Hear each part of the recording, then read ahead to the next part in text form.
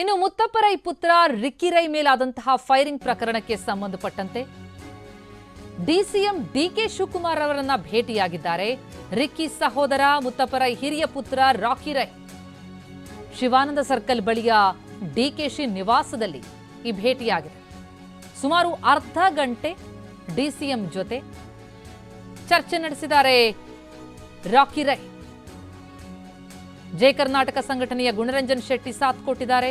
ಮಂಗಳೂರು ಕಾಂಗ್ರೆಸ್ ಮುಖಂಡ ಮಿಥುನ್ ರೈ ಸಾಥ್ ಕೊಟ್ಟಿದ್ದಾರೆ. ಬಾರಿ ಕುತೂಹಲ ಮೂಡಿಸಿದೆ ರಾಕಿ ರೈ ಮತ್ತು ಡಿಸಿಎಂ ಡಿಕೆಶಿ ಅವರ ಚರ್ಚೆ. ಮುತ್ತಪ್ಪರೈ ಹಿರಿಯ ಪುತ್ರ ರಾಕಿ ರೈ,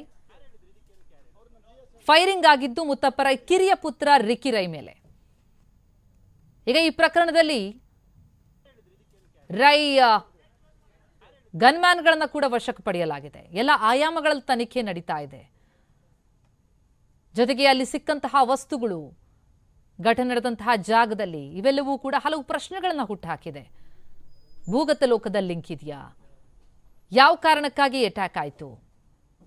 ಇದೆಲ್ಲದರ ಬಗ್ಗೆ ವಿವಿಧ ಆಯಾಮದಲ್ಲಿ ಒಂದು ಕಡೆ ತನಿಖೆ ನಡೀತಿರುವಾಗಲೇ ಉಪಮುಖ್ಯಮಂತ್ರಿ ಡಿಕೆ ಶಿವಕುಮಾರ್ ಅವರನ್ನ ಮುತ್ತಪ್ಪರೈಯವರ ಹಿರಿಯ ಪುತ್ರ, ಅಟ್ಯಾಕ್ಗೊಳಗಾದಂತಹ ರಿಕ್ಕಿ ರೈ ಸಹೋದರ ರಾಕಿ ರೈ ಭೇಟಿಯಾಗಿದ್ದಾರೆ.